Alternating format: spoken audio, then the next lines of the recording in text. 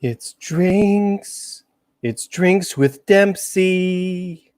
It's drinks with Dempsey and Kevin today. This is not the official jingle. And normally I sing better, but not when I'm being silly on a Friday after a long week of work. Ladies and gentlemen, welcome to Drinks with Dempsey. You know, I was just chatting with Kevin before, and before we came on live here. And hi, Doreen. Hey, Jim. Hey. Good to see you. Hello, everybody.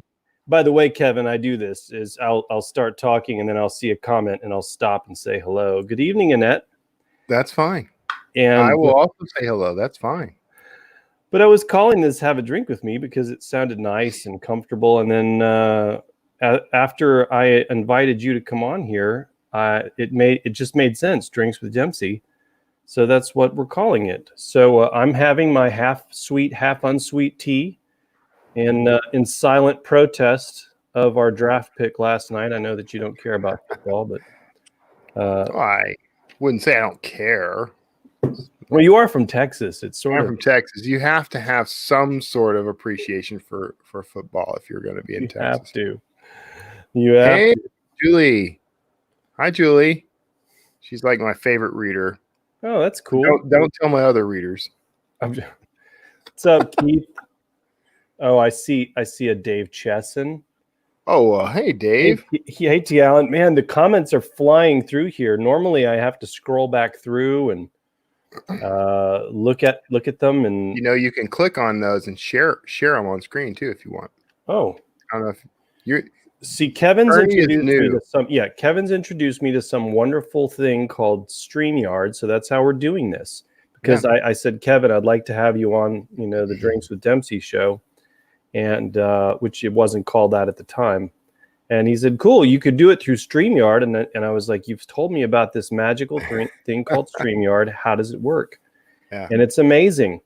And it's remarkably easy so far. But I'm still learning. So if you hear Kevin giving me tips during that's this whole what that's session, about. Yeah.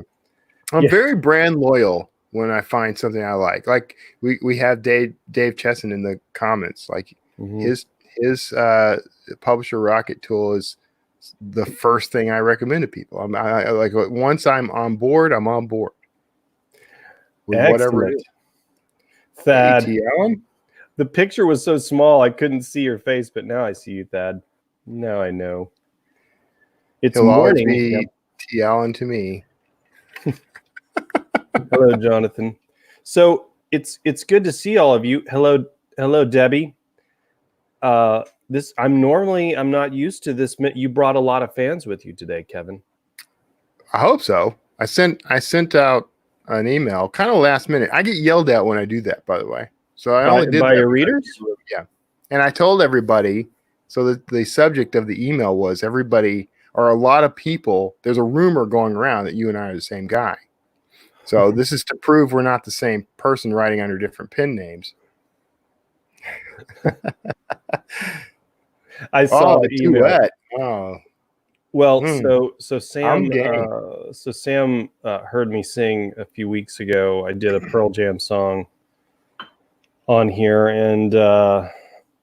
and so now she's got it in her head that there's going to be a song every time. And when I did the first episode I did of the Kevin Show, I had Nick Thacker on, and he played. He's trained. He's a musician, and he composes music. He's got a service called Sonata and Scribe, and he does all this stuff. But he plays the ukulele, so I told him he had to play the ukulele on the show. And he did, and we sang a little bit together, and through some miracle managed to sync up. So because these are out of sync, people don't realize that. It's hard to sync something like that up, but it worked. That's cool. My friend Chris Swafford's down in Australia, and so is Doreen. They both said good morning. That's not the two of them in the picture. They don't know each other, but Chris is a longtime friend of mine. I didn't know he was going to be on here. That's super cool. Welcome. There's not going to be anything productive about this conversation. Well, no, that's not what people wanted. I've That been doing that all week, though. It's like, did you think that it was going to be productive when, no, I you didn't. signed up to No, join a show I called Drinks hoped with Dempsey? No, I hoped it wouldn't. This is our equivalent. You and I have talked about this for a couple of years now, trying to figure out a way to do something similar to the comedians in cars getting coffee. Yeah. And that's what I think this thing is with you. Like, this is your version of that, or this is the origin story of your version of that. Yeah. I think. Okay. All right. So that's not saying Kevin from California. That's saying Kevin and that Kathy's Kathy, yeah. Okay. She's here every week. She's always here. And it's always a pleasure. So I had so many questions that I wanted to ask you. And I'm game. I didn't write them down, so I forgot them all. That's okay. Every single one of them. Yeah, but I've had a busy day. I was outside. I did some writing this morning. You walked me through this whole system. But I want to thank Olivia. That's sweet. Thank you. She's great. I know. Our books. I got told today, and I think I shared this with you in Messenger. One of my readers said that they weren't aware we were friends, and that we're both their favorite author. We're two of their favorite authors. Yeah. Anyway, I interrupted you. I'm sorry. You're actually one of my favorite. You're one of my favorite authors too, Ernie. Oh, I hope you haven't read any of my books. I've read 2 or 3 of your books. It always makes me nervous when other authors do more. That. Yeah, me too. This is why I don't push it. I don't push it with authors or family. Yeah. Look at what Victoria said, though. So, okay, we talked a little bit about this. Yeah. I actually brought this up in Slack, and you completely ignored me. So I figured you weren't earlier today when we were chatting via Messenger. Messenger. You and I aren't in Slack. We need to be. I didn't ignore it. I was hammered down trying to get about 10 things done. Yeah. So no, I understand.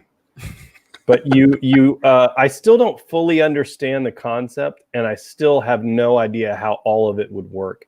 Like, I feel like. Okay, so guys, in context, we're just rambling off here. So I'll give you some context. We have talked about bringing characters together. Like an Avengers type event. Yes. And to which I said, well, I'm actually kind of doing that in book 20 of the Sean Wyatt series. It doesn't count with your own characters. It has to be different franchises. But go ahead. Go ahead. So you're talking about like a DC and Marvel combo. Yeah. Which is even bigger than Avengers. But so the idea would be to bring all the characters together, and Nick too, Nick Thacker's characters. The problem is that I don't know how we would duct tape all of that together, because the characters, you know how to write Kotler. I know how to write Wyatt. Yeah, that's the same wall I keep running into. Yeah, that's the tricky part. Yeah. So I think that the best thing that we can do is outsource it to James Patterson. Okay. And have him ghostwrite it. I mean, he's been paying enough people. He's been paying enough people to ghostwrite his own stuff. We should approach him and say, "We'd like you to be our ghostwriter, Jim." And call him Jimmy. I do have a couple of thoughts. I do have a couple of ideas for how we might be able to pull it off. Because if we did. If we each contributed a piece to an overall story told exclusively from our character's point of view, and then we each swap and we let each other, read those pieces, the final 4th piece could become us writing it together. But then we'd have an idea of the characters and the way they act, and we'd be able to reference the things from each other's stories. So that might work. We'll have to continue to dissect that idea. But of course, you and I still have the concept that we discussed 2 years ago. I know. About working on a project together. And then since then, you and I have both written things that are similar to that original idea. So I think we need to come up with a new idea. It's like we got tired of waiting on each other, and each went off and did our own thing. And now we don't have a thing anymore. So we got to. I don't think I wrote anything like what we talked about. I did some different stuff, but I didn't. Well, not exact. We didn't do exact. I mean, Yeah. but I told you from the start that this was similar to something I was planning, which I've Yeah. started slowly rolling out in my books because I have that whole historic crimes thing. And I bought historiccrimes.com. Anybody, you can go there. It works. But right now it just goes to my homepage. But I'm doing that whole rebrand thing we've talked about, where I want to pull the Kotler books in under that umbrella, and then I'm going to write some other books that are related. So. Interesting. Yes. Oh, yeah. Yes. That we have done that actually to a degree. Well, Nick and I have. I don't know about you, Ernie. But Nick and I actually had in the first Dan Kotler book, I have a security guard reading a Nick Thacker thriller. Yes. So I haven't done that yet, but I did include in the next Sean Wyatt book, the Second Sign, there is a little cameo by remember what we talked about with paying a little tribute. Yeah. So I'm not going to spoil it. Some people I almost are like, forgot that. Okay, yeah. I have to don't spoil it. And I've got a work in progress where I planned to do that. I need to remember to do that. I have a perfect little segment where I can do it too. The only thing I don't like about how I did it wasn't Sean meeting this person. It was two of the side characters, the kids from the PAD. Yeah. But it still works, and it still made a lot of sense. And so yeah, it was. I think it's a cool idea. I hope I've only told you and Nick about it. I thought we need to tell more. Yeah. More authors about it. We need to flesh that. No, that part. Yeah, the tribute thing. We should probably get more authors involved. Nick and I have a whole bunch of thriller authors. We could push that on. But I just saw a comment. What was it? Yeah, that one. Jim's comment. You know what we could do? We could invite our readers to contribute to like a wiki or something that we could use as a source for this thing. Look at you. You always have such good ideas. It's implementing them. That's the trick. Yeah, but you are really good at implementing too. I mean, you really are. You like, that's why we're here on this thing with the students together. Yeah. If it was only up to me, I would have had to, flown out to Houston, and I'd be holding my phone like this in front of us. Sitting there together with masks on. We're going to do that now. If we are ever out of quarantine, you and I go to NINC every year, so we should do a live thing where we're actually in the same room. We can snag a few other authors at the same time. Yeah. Don't guess aloud, Joe. Yeah, don't guess it out loud, Joe. Don't guess out loud. So funny. All the readers want us to do this, apparently. Yes, that is true, Jonathan. I leave Easter eggs in all my stories in case you haven't heard me mention this. This is why people think we're the same author, by the way, because we do all the same crap. Okay, here's something we talked about this, and we were joking at first, and then I think it started turning some half serious at some point. We were joking about taking me and Ernie and Nick Thacker taking each other's books and swapping the character names, and then releasing the books with those character names. I think it could almost work. Almost. But yeah, it's there's always Easter eggs in Kevin's books and in my books. There's one in every, and sometimes the Easter egg is sometimes it's to a movie. It's not always to another book or to another author. Yeah. But yeah, in the Norse Directive, if you've read that, you've probably seen the Easter egg, and if you haven't seen it, then go back and read through it again because you'll find it. Yeah. But yeah, the Cotton Malone thing was pretty evident there, and I have actually stood in that location, which was cool. I don't get to travel as much as Kevin does because he works 27 jobs and travels part of it. But I don't know how I do it either. but you're always at conferences. It seems like, at least you were. Yeah. And but yeah, I was fortunate enough to get to go to Copenhagen and stand there in that area where Cotton Malone's bookstore is, and there's not a bookstore there, so that's the first letdown of your life. There's no bookstore. Yeah, I was like, where's Copenhagen? Yeah, I was like, where's the bookshop? It was something else. I don't even remember what it was. It was some. Just go in there and start demanding. Where is Cotton Malone? Where is he? I wonder if they ever get that.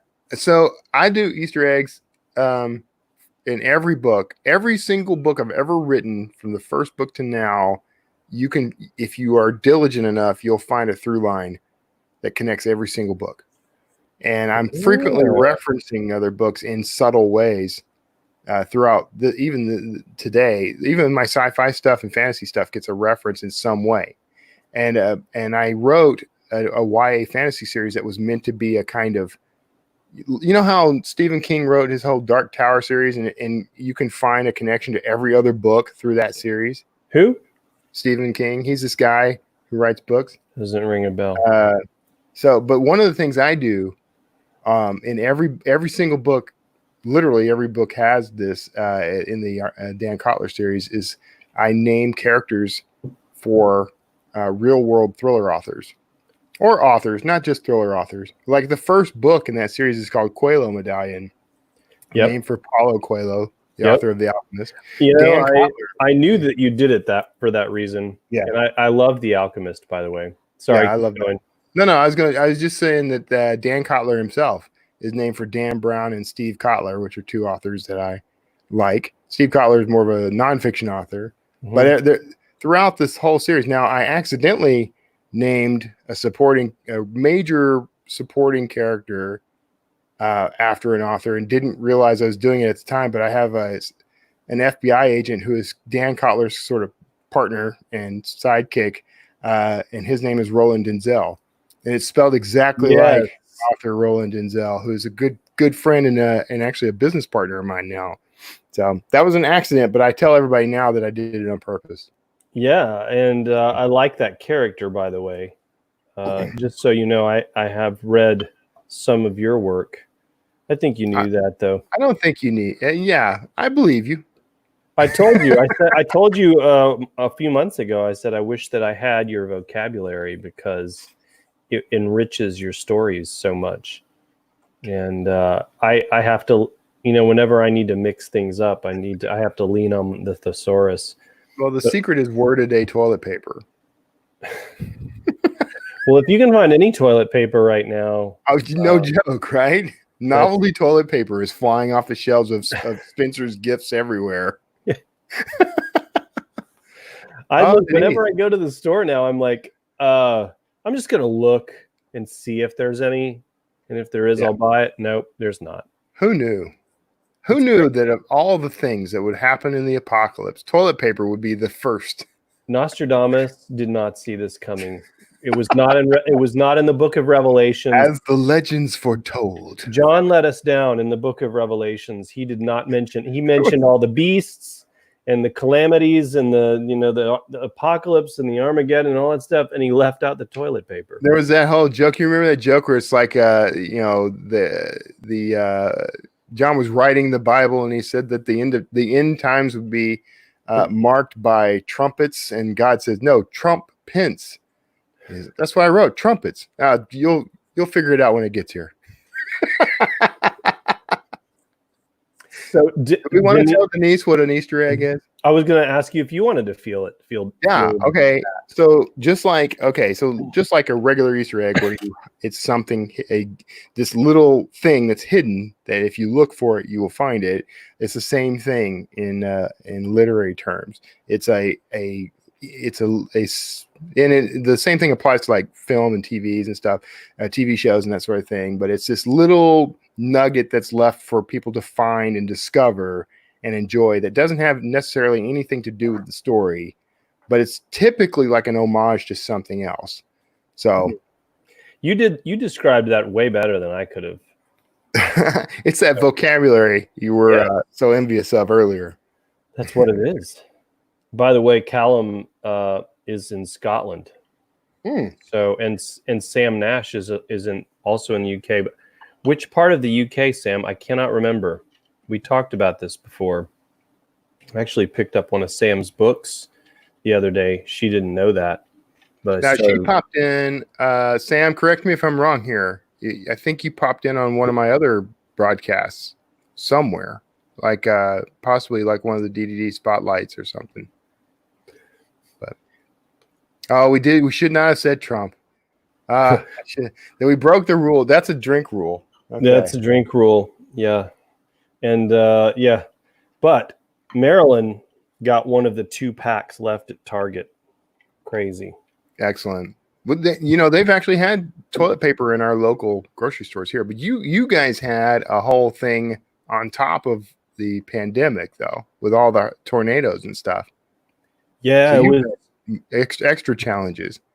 Yeah, all through the Southeast here. It was. I texted Hank Garner because I know he's in Starkville, Mississippi, and the storm obviously came through Mississippi and Alabama first, and started working its way up to us. And I saw some really nasty cells on the radar. All I did that day was watch like Easter, all day Easter. We did a little Easter egg thing for Megan mostly did the Easter egg thing for our daughter, and then I just kept my eyes glued to the radar all day and the Weather Channel. And when I saw it going through Starkville, it looked bad.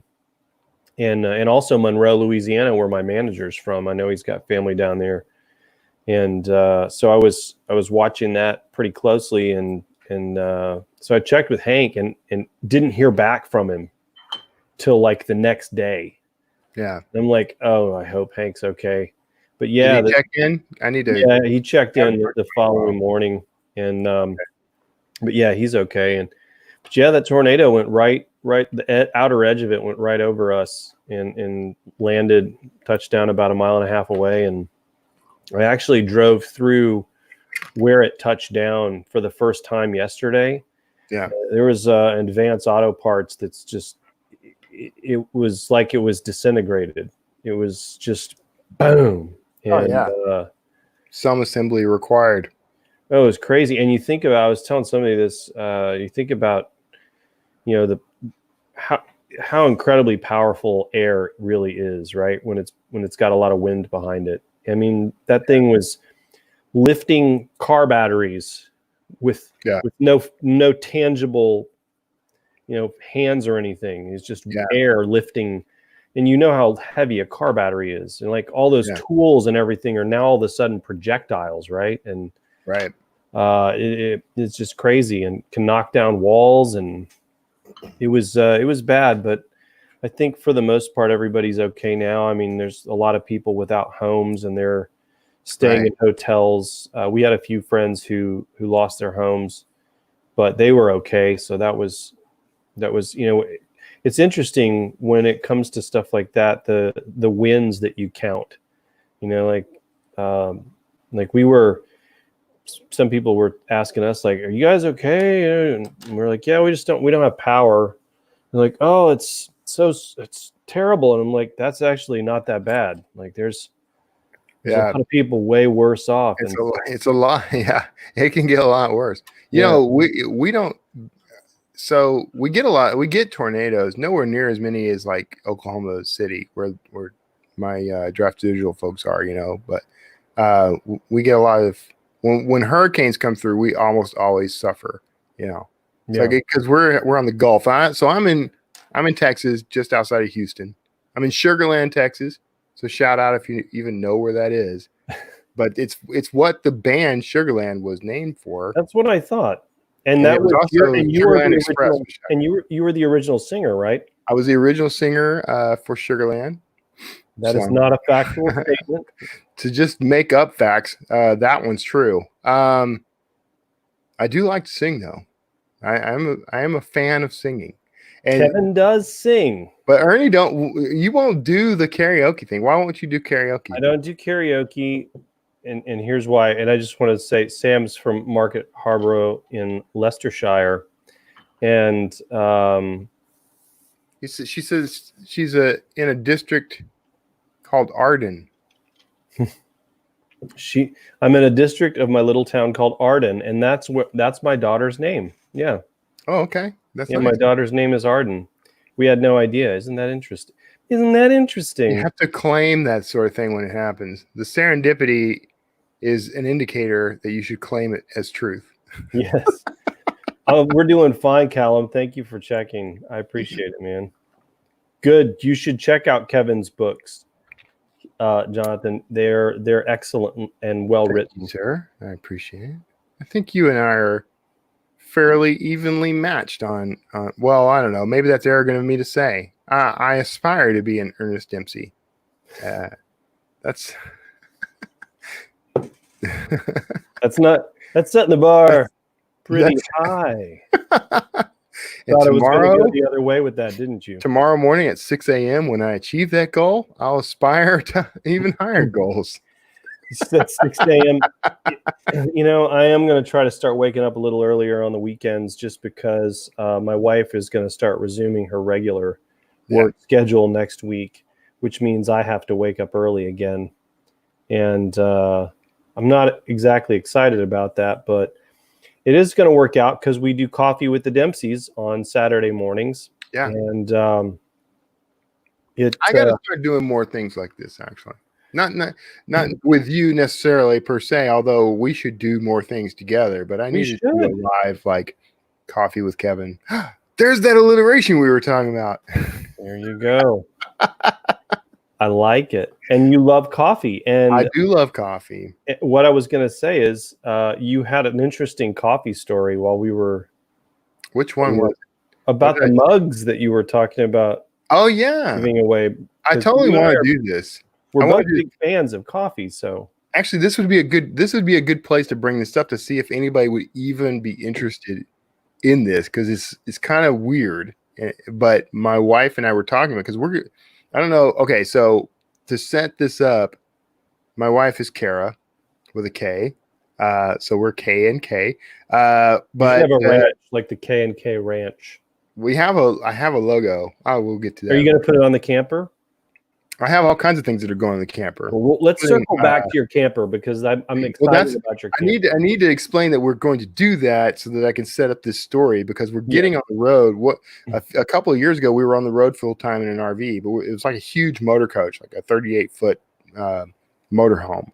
And it was a house on wheels, and it's just too much really for what we wanted to do. I saw pictures. Yeah. And it was a house. I mean, we had lots of room, full-sized everything, right? So we've downsized to a much smaller camper. It's like a 19-foot trailer.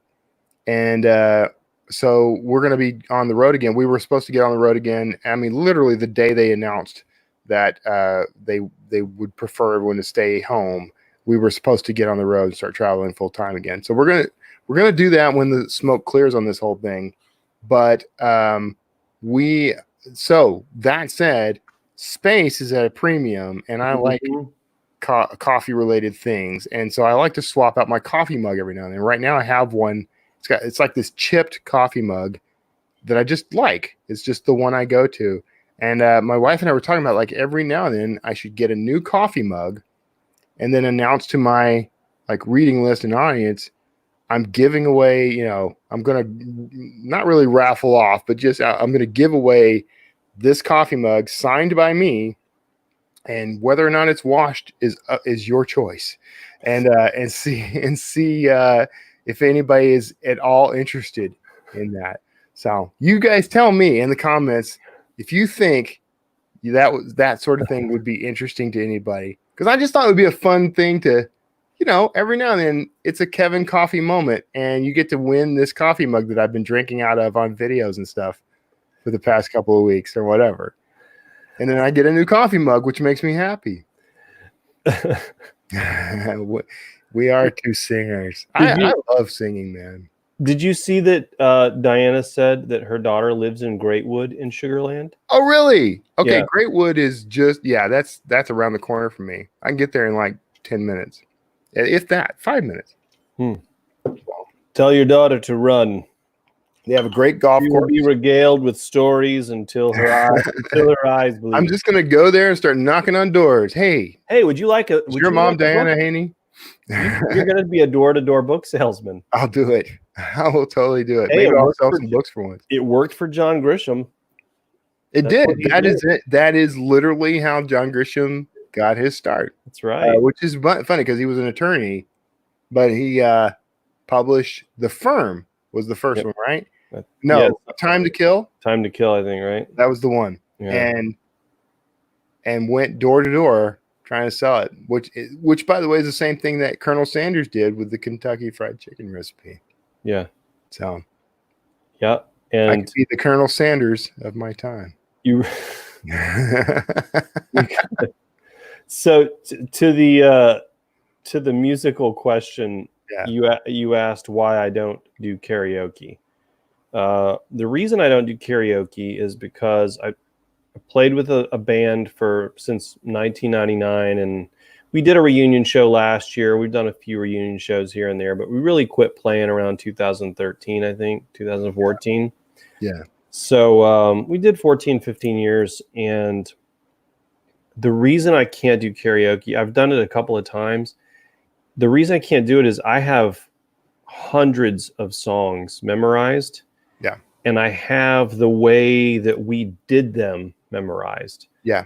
And karaoke almost feels like a lot of times the unofficial versions of those songs.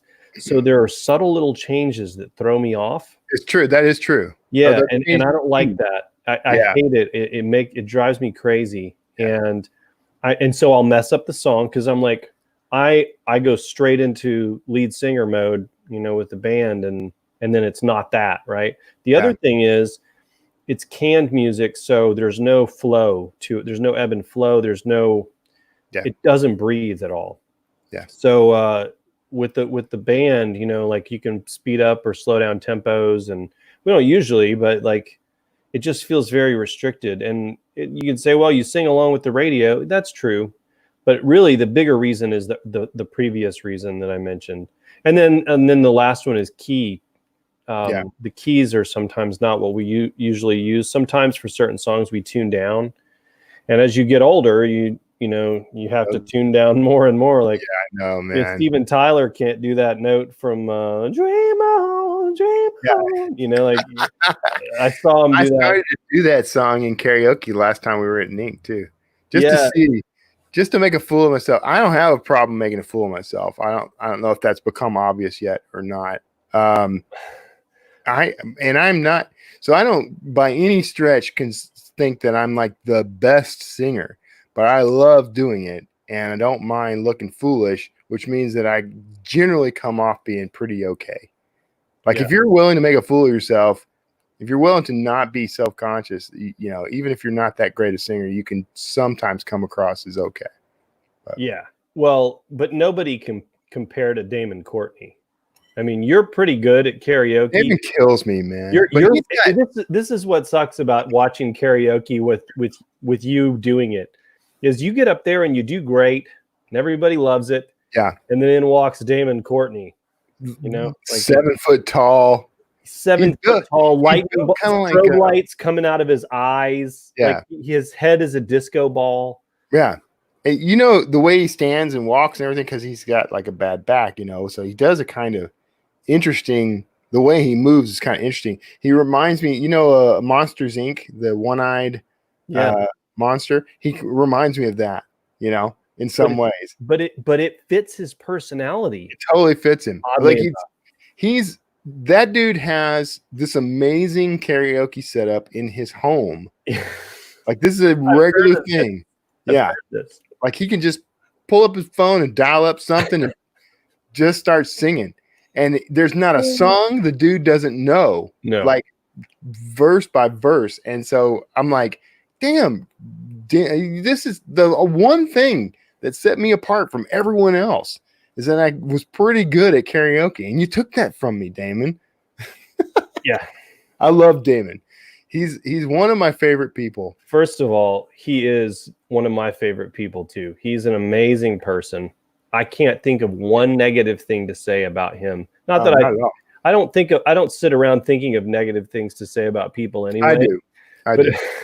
but if I did spend time, I couldn't think of one. And his mother's a big fan of my books, which is that's really cool. Yeah. And so whenever we get together, I try, I ask how his mom's doing.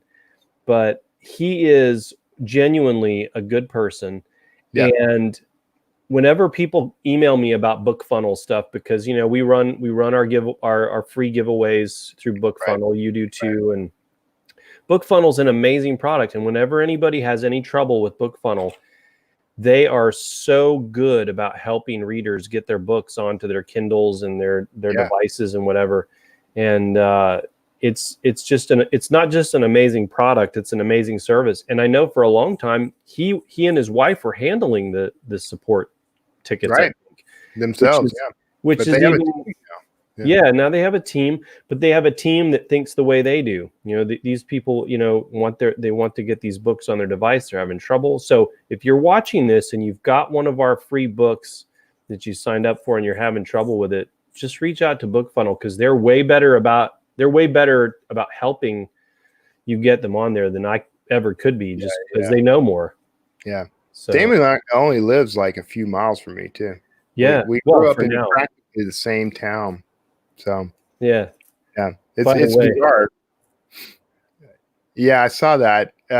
Yeah. I've got like 4 of those, by the way, Marilyn, those Yeti mugs. I've had several, and I like them just fine, but I really just prefer like a ceramic mug, And I'm going to drink it right now.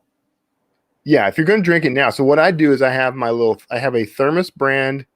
I have a Stanley brand, like portable to-go mug thing, or to-go coffee thing. And what I do is I make my coffee in a French press, which apparently is not the best way to make it. You read that article too on Apple News, didn't you? I saw it yesterday. I knew you were going to see that article. I have a Google alert for coffee, so I see everything. But no, so good at tech stuff. True, so that's not true. I make my coffee in a French press, which I have a French press that has an hourglass in the handle. So you turn it over and you get like a 3-minute countdown. Mm-hmm. And then I pour myself about a quarter of a mug, and I pour the rest in that Stanley thermos, or that Stanley insulated to-go coffee container, because Thermos is a brand. We are authors; we have to respect IP. But and then throughout the morning, I pour out of that into the mug, so it keeps the coffee hot. So here's the thing: everybody is always like, they want a giant coffee mug, but that just means cold coffee, like all the time. Right.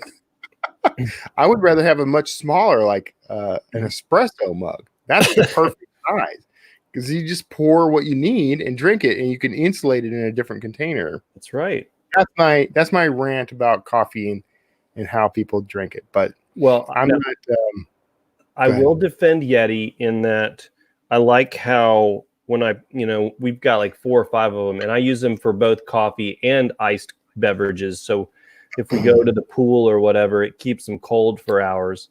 And if you go, because you live in Texas where it's like right on the doorstep of hell. And and we're in southern Tennessee where it's real close. Like it gets really hot and humid here too. So it's nice to have a cup that keeps things cold. When you enter Texas from any border, it says "Welcome to Texas." You will sweat everywhere, everywhere. That's what my friend John Burnham told me. He lives down there in Houston, and he said, "I'll go out to get my mail in the morning." Yeah. And when I go back in the door, I need to take a shower. Yeah.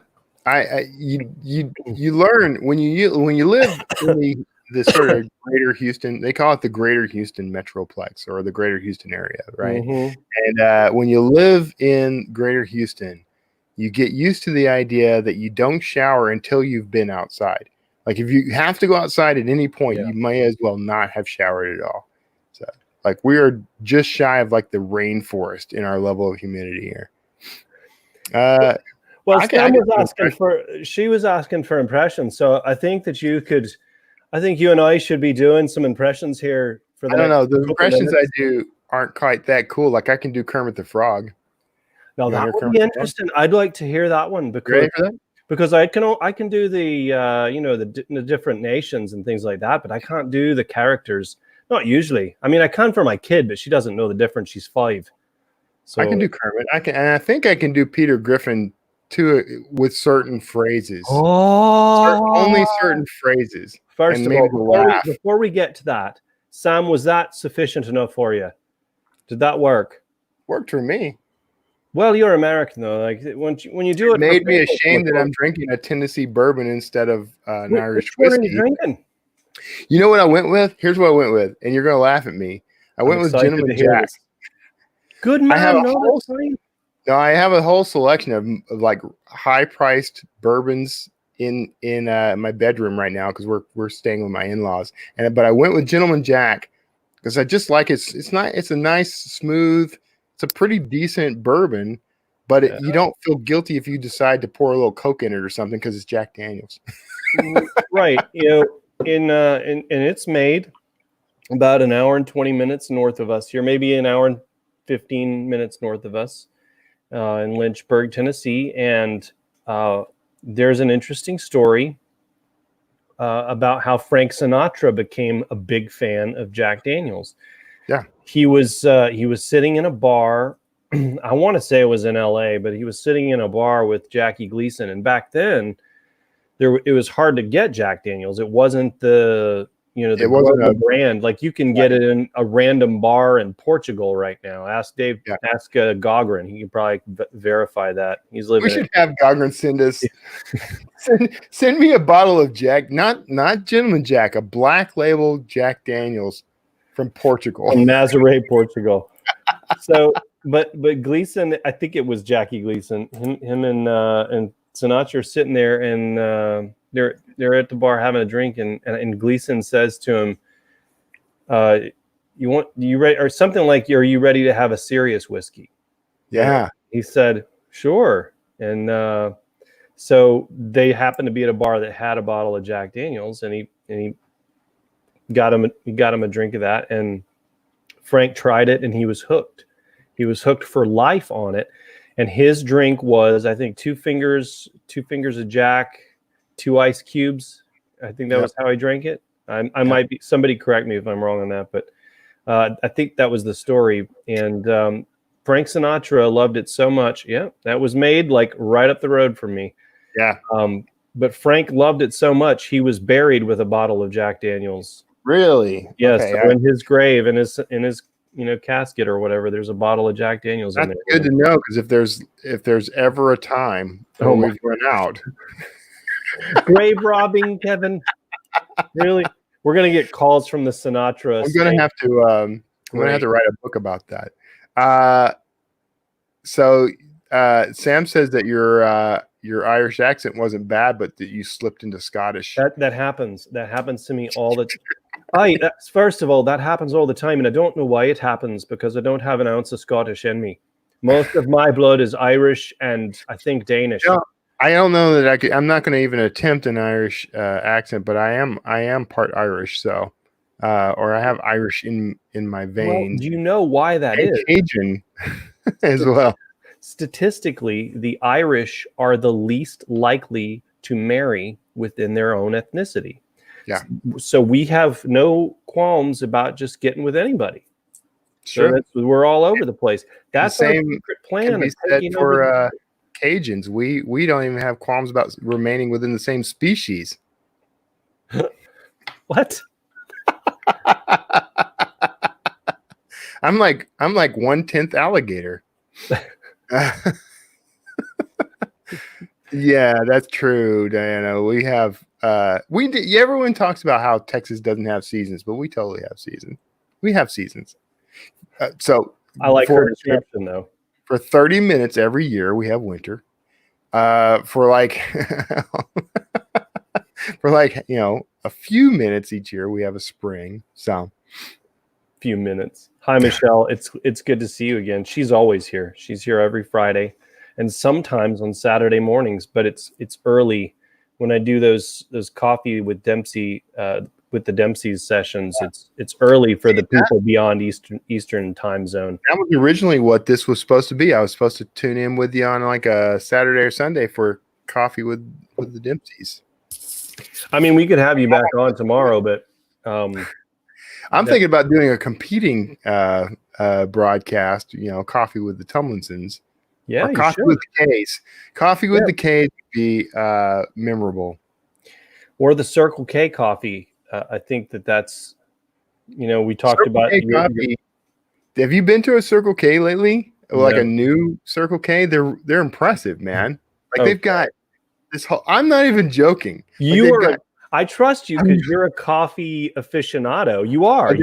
I find the free coffee most of all. That's true. There's a running joke that Ernie is aware of that if I were a billionaire, we've actually talked about including a character in a book. If we do a book together, we're gonna do that character who's like a billionaire, but he's always trying to find like free coffee and free meals and stuff. But I'm always telling him, like, I found this place and you can get free you can buy coffee for 99 cents and get all the refills you want plus free bread. I used to give you a hard time. I'm like, you're gonna put this place out of business. And damn near did. Here's this guy who's a world famous author who's coming in here to work for like 7 hours at a time. It's true. And like you're the Harlan Coben of Houston, but with the historical spin, because he works in a coffee shop in New Jersey. Like that's what he does. Yeah. And so you go to work in a coffee shop like Harlan, except that you try to get as much free coffee and bread. Does it if you get up at any point, do you have to rebuy or no? So I just find La Madeleine or something, right? La Madeleine is one of my favorite places. Yeah, because you can do, if you are up for breakfast, they have a great breakfast. They got like the French breakfast and the American breakfast, and it's good. But they have pretty inexpensive coffee with free refills, and then they have, if you want a little something, if you need to nosh, they have like the bread with butter and jams and things like that, and that's complimentary. So. That's not a good business plan by La Madeleine. Not when Kevin Tumlinson lives nearby, for sure. Because I'll go because they open at 6 a.m. That's one of the reasons I discovered them. Because so early. I get up at 4. When do you go to bed? 4. It's past your bedtime. No, I'm pretty I'm a pretty like early to bed, early to rise guy. So like 10 o'clock or so, I go to bed. And then I get up at like 4 or 5, usually 5 actually. I say 4. I get up at 4 o'clock, pretty regularly, but it's been like 5 o'clock since we've been in transition. Do you get up that early on purpose? Yeah. Like with an alarm, or is it just you've got your bed sore and you can't sleep anymore? And I set an alarm, and but I almost always wake up before the alarm, and I shut it off before it goes off because I don't like the sound. What is wrong? There's nothing. That's what. If you read any article about successful CEOs or whatever, they always say that they get up at 5 and start their day as early as possible. So I know. Well, I yes, and I found that it's funny because I'm not a morning person, but my best writing is done in the morning early before my brain actually gets going because I'm uninhibited. I'm just like, oh, this is a good idea. The problem is you and I and Nick are all up around the same time, and we're supposed to be writing, and instead we're on freaking Facebook and we're texting each other. About ideas about something other than, because here's the secret about writers, folks. Writers will do anything to not write. That's right. We'll sit down at the computer. We're like, oh yeah, all right, this is going to be good. I'm going to crank out this many words. And, ooh, what? You know what? I forgot to do. I've got to do this thing. And that's true, though, right? You're a very disciplined writer. Actually, Would you're you please always let me like, get my wife in here for a second. Let me get Megan in here. Get her She's in. downstairs, and I want you to say that her out in. loud again. Here's what Ernie tells me all the time. I can't do thing X that you want me to do, Kevin, because I have a deadline for date Y and I have to do my words. That's discipline to me. Is it? Because I don't set deadlines for my books. I just set a word count per day. Yeah, well, see, I try to publish something new every 90 days, and so and it's smart. That's been a little different with the Dak Harper stuff because I'm posting it live on my website. But yeah, Callum, by the way, said he's from the hometown of Johnny Walker. Johnny Walker, yeah, and he left off the R. You posted that and you called out his spelling mistake. Now he's corrected. Listen, here's a copywriter. This is a copywriter adage. There are only so many exclamation points in the world, and we have to conserve them. So you're only allowed to use like one for every like page you write. Hey, my boy Aaron Spivey is on. He's he and I went to high school together, and he was the only one of only two people who showed up at my like laser tag themed birthday bash a couple of years ago. He was the wow. I really thought a lot of people would show up for that. Apparently, I am too lame for people to show up for my birthday playing laser tag. That was a blast, though. I need to do that again. It's good to have you here, Hermit. 12310. Is that on your birth? I wanted to say, is that on your birth certificate? That's an unusual name. I'm sorry, Hermit. That's a dad joke. Is that? I've been cracking dad jokes. Northampton 12310s. Maybe. Hermit. So this is a good question, and it's going to lead me into two questions that I have for you. But look at what Olivia said. What is the one type of book that you could never see yourself writing? And if you had to, what would it be about? Ooh, that's a good question. She should write interview questions for people. You should work for 2020. Yeah. You want to answer first, or you want me to answer? Yeah, I mean, I'm obviously I'm not going to dip my toes too far in the deep end, but I don't see myself doing a romance book. But if I had to, what would it be about?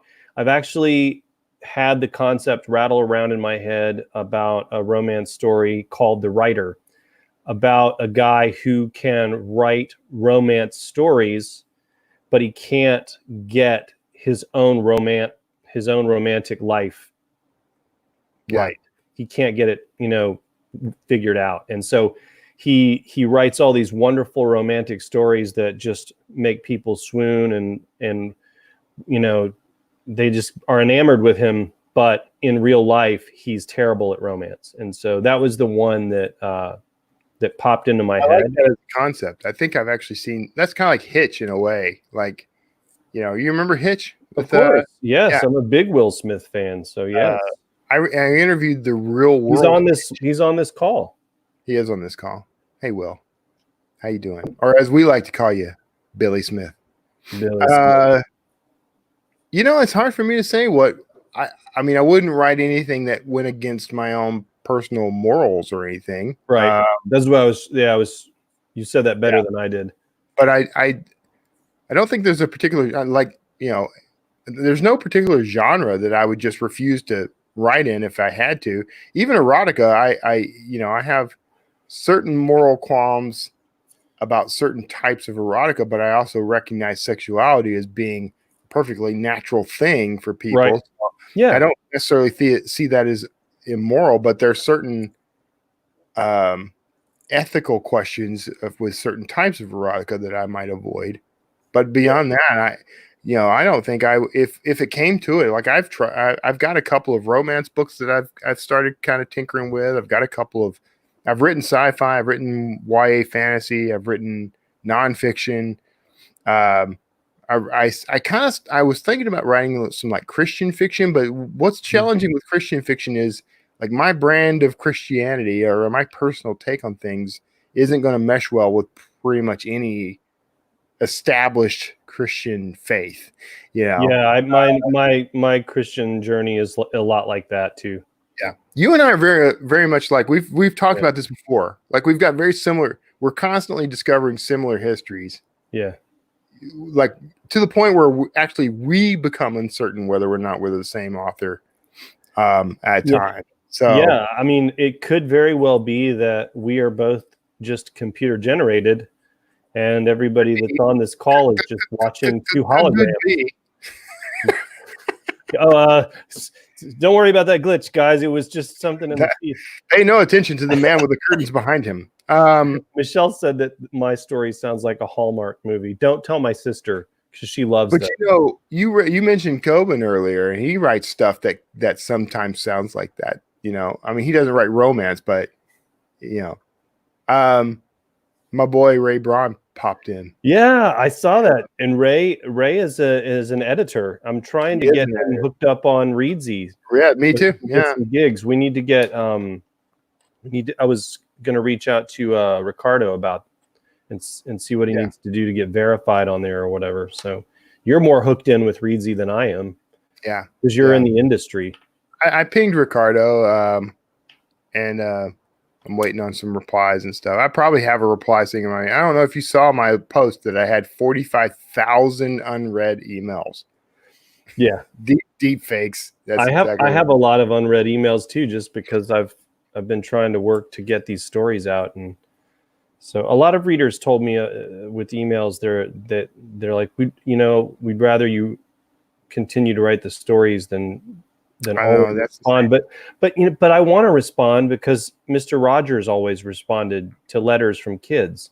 Same here. And so I want to respond. That's why it becomes meaningful. You develop relationships. I it's a way to stay pretty humble in all this too, because I've seen, it sounds like humble brag kind of stuff, and maybe it is. I mean, but I've seen a pretty good level of success as an author since I started. Starting off early, I thought I was moderately successful, but I had no idea where it could go. But I'm at a level now where I work for Drafted Digital. I don't necessarily have to work for Drafted Digital, and I can pay for me and my wife to travel the world full time.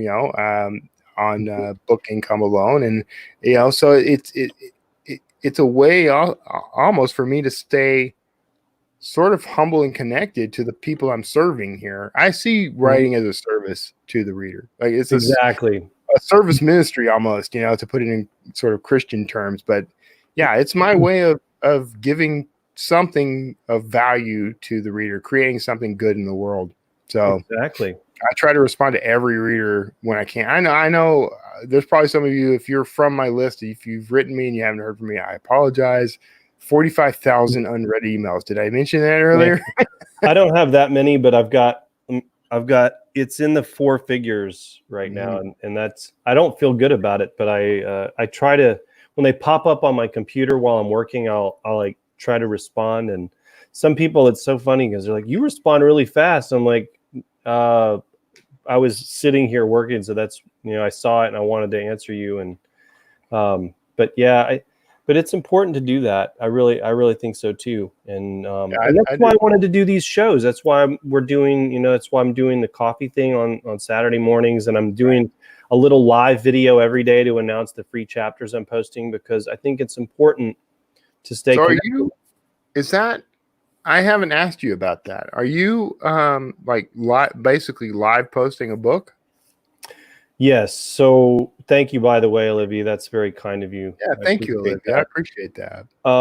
Yeah. So what I do is I write the chapter, and then Ann Storr, my second editor, was kind enough to volunteer to look over every chapter for me, because originally I was just posting them, like as soon as I finished it, I would post it that day or whatever. And now I send it to her typically the night before. She gets it back to me in the morning because she's in Australia. And then so it works out really well, so I can post it that day. And so I'm posting a new chapter every day. It's got a little edit to it. I think I've accidentally posted the wrong files a few times that had a bunch of typos in them. Yeah. But everybody's been really cool about that. Everybody knows, the readers, all know, and you guys who have been reading it have been wonderful about not bashing me with all my double words. I'm really bad about the. I do that a lot. I don't know why when I'm writing, but I'll put the. I think it's because I pause and I think of something and then I type the again. Yeah. But do you run your stuff through anything like? I'll use pro writing tools when I remember to do it, but it's integrated with Scrivener. Do you use Scrivener? I do. Okay. So what I'm going to do though is I'm going to run it through that when I get ready to publish everything.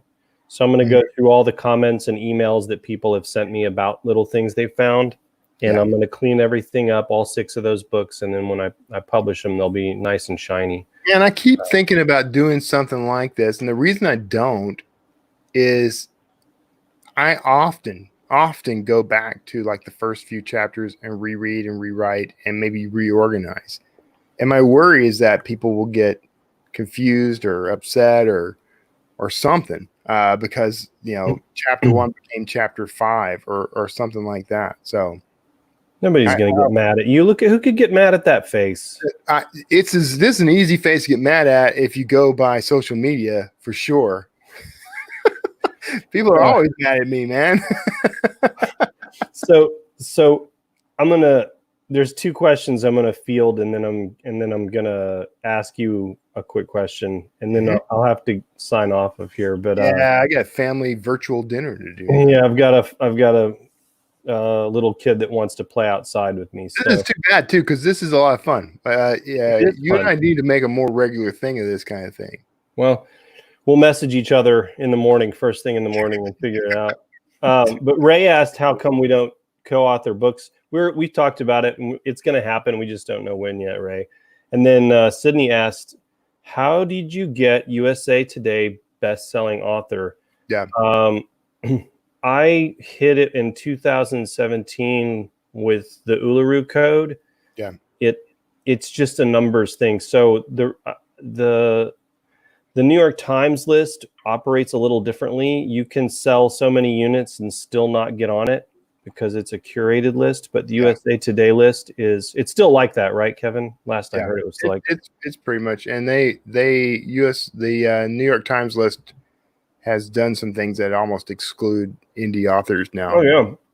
I mean, I've heard of authors who sold enormous volumes of books in that week. You have it's all counts from a Tuesday to a Monday. Yeah. Which is why a lot of the big they heavily weight print books too. Yeah. Which indie authors traditionally don't sell a ton of print books. We tend to a lot more ebooks. So but so how I got there was I sold, I don't remember how many copies of the Uluru Code that week. And I made it to like 119 on the list, which is they do the like top 150 for that week. And so that was it. I did a big promotion that week, and I had some help from BookBub, quite a bit of help from BookBub on that. I had a BookBub feature, and so that's how I did it. But the question that thank you guys. Welsh accent next week. I don't know about that one. I'll mess that one up. I don't even know if I could identify a Welsh accent. I'll just get Gareth Bale on here and he'll do it. But real quick, I was going to ask you just to what's your favorite coffee right now? Because you know the answer. I do. And B, please tell like half the people on here already are huge fans of yours, but please remind everybody about your website, what book they should start with, and how they can find you. But mention your coffee, and then I want you to mention that too. I appreciate that.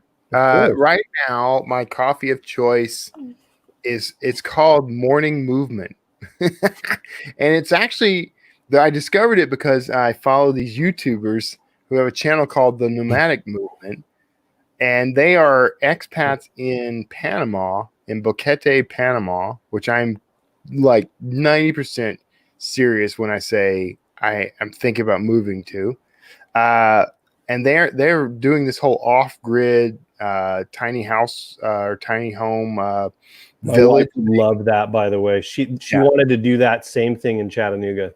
You should show her this channel because they're doing, man, they're like literally building things themselves by hand. They taught themselves a weld and stuff like that. But one of the ways they're supporting themselves is they have struck up a partnership and a friendship with a local coffee roaster in Panama to roast their own branded coffee called Morning Movement. It's named. Somebody asked me one time, do they realize what that sounds like? What that might mean? They knew. Yeah, look, they know. That's why it's funny, right? Right. So I ordered it's not cheap coffee, but I will say this: I've put it up against some pretty expensive, pretty fancy coffee. This is not your Starbucks coffee. This is actual hand roasted, hand selected, very good coffee. It's like $20 a pound. So if you go search it out, search for Nomadic Movement Morning Movement Coffee. They'll probably find it on Google. So all right, that's my coffee right now. I also have a local. You know what? I'm going to give a shout out to a local coffee shop that I absolutely love. I'm just going to do it because there's a good friend of mine, Mike, runs it. It's called Bean Here, Bean Here, here in Sugar Land, Texas. Actually in Siena, Texas, but right here in Sugar Land. So if you're in the area, it's worth checking him out. Unfortunately, the pandemic means that it's just curbside service right now, but he roasts his own coffee. He's amazing. I love him. So if you're listening, Mike, I've been promising you for like a year that I would pimp you out on something live. So here we go. If you want to find me, go to kevintumlinson.com or I think authorontheroad.com will take you there. That might be easier to remember. you only have like 20 websites. I buy domain names. Historiccrimes.com or whatever. Historiccrimes.com will take you there. Historiccrimes.com. I need to start buying more domains. My domain name is my name, and my name is not easy to remember. You know, That's true. So you got to think of ways to help people find you.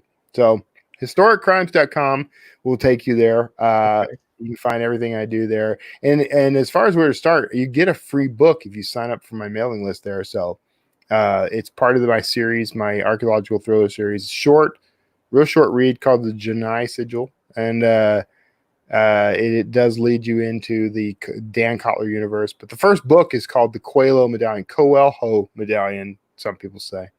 It's a good story, and Kotler's a great character. So I appreciate it, man. And I do. Yeah. I'm serious when I say I've read some of your Sean Wyatt stuff.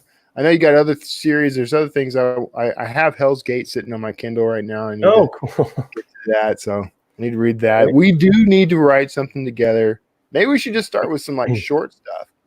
That wouldn't be a bad idea. Or serials. Serials. We've been talking about serials. I'm loving doing the serial thing. That's not a bad idea at all. All right. We'll chat about it tomorrow morning. After the morning movement. Oh, I got to do my competitive coffee with Kevin. That's right. Coffee with the K's. Do it on a Sunday morning. Then everybody will be taken care of. We'll take care of it. I'm gonna sign off here. We're gonna say goodbye. I'm gonna go. You got your virtual dinner. I've got my little buddy to play with. But you guys, thank you for joining us tonight. Kevin, thank you so much, my friend, for joining us here. I love you, brother. You and I are so much alike in so many ways, and I'm glad we have very similar taste and everything, and we got amazing readers who love the both of our work. So, and now now they know we're definitely two different people. We should say that together just to throw. We are definitely two different people, and we do write under the pen name Nick Thacker. Great. And he's not on here right now, so I'd heard about it too. So we're gonna have to bring. You're gonna have to bring him on. Nick, I will have Nick on here at some point. Nick was like, "You didn't invite me to the thing." I'm like, I didn't realize I could have more than one at a time. There's whiskey and authoring, and I'm not involved. Yes.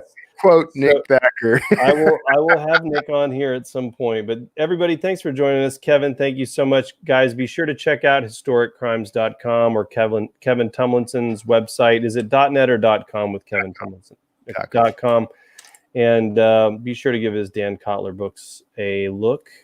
Y'all have a safe weekend, a good weekend. Thank you so much for joining us, and we'll see you again tomorrow morning for Coffee with the Dempseys at 8 a.m. Eastern.